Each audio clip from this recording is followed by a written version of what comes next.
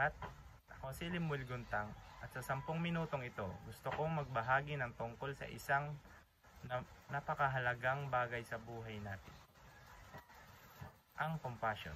Hindi lang ito basta awa, kundi isang kilos at damdamin na nagpapakita ng malasakit at pagmamahal para sa kapwa at sa ating kapaligiran.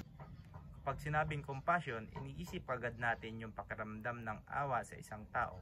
Pero higit pa dyan, ang tunay na compassion ay hindi lang nararamdaman, kundi pinapakita sa gawa. Dakang tumulong, umunawa at makiramay kahit hindi mo sila kakilala o kahit hindi ka makakuha ng kapalit. Halimbawa, kapag may kaibigan kang malungkot, hindi lang natin siya pinapabayaan, nilalapitan natin siya, kinakausap at tinutulungan. Ganoon din kapag may taong nahihirapan kahit hindi natin kaibigan, gumagawa tayo ng paraan para mapagaan ang kanyang dinadala. Sa salita, ang compassion ay pagsasama ng pagmamalasakit at pagkilos. Hindi lang puso ang gumagana, kundi pati kamay at isip. Kung pag-uusapan natin kung paano ipapakita ang compassion, may dalawang mahalagang aspeto para sa kapwa at para sa kapaligiran. Sa kapwa, ipinapakita natin ang compassion kapag tumutulong tayo sa mga nangangailangan, nakikinig sa mga taong walang makausap at nagiging maunawain sa pagkaiba-iba ng mga tao. Hindi natin hinusgaan agad, bagkos sinusubukan natin intindihin ang pinagagalingan nila. Giran, maaring iniisip ng iba kung paano maging compassionate sa kalikasan. Simple lang, kapag inalagaan natin ang kalikasan, inaalagaan din natin ang kapwa.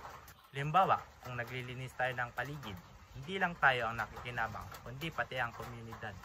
Kung nagbabawas tayo ng plastic, mas gumaganda ang hangin, mas malinis ang tubig, at mas ligtas ang mundo.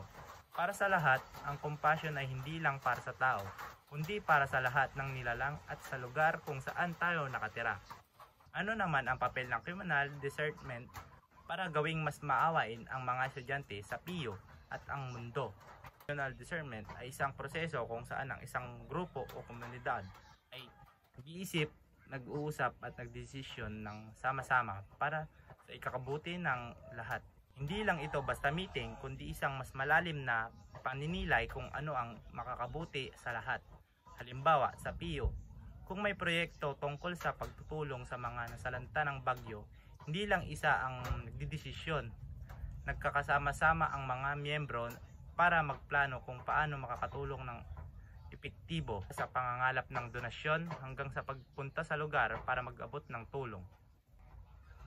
Sa mundo naman, kapag may mga bansang nagtutulungan para sa solusyonan ang climate change, communal discernment din yun. Kasi hindi lang iniisip ang sariling kapakanan, kundi ang kabutihan ng lahat ng tao sa mundo. Ang gantong proseso ay nagtuturo ng pakikinig, pag-unawa at pagtutulungan. Ng lahat ay mahalaga para maging mas maawain ang isang komunidad. Muli, ang compassion ay hindi lang isang salita, kundi isang paraan ng pamumuhay. Pag pinagsama natin ang malasakit sa kapwa, malasakit sa kalikasan, at sa sama-samang pagdesisyon para sa kaikabuti ng lahat, mas magiging magaan, mas masaya at ligtas ang mundo para sa atin at sa mga susunod na henerasyon. Maraming salamat sa inyong pakikinig at naway maging inspirasyon ito para sa bawat isa na namumuhay na may malasakit at pagmamahal.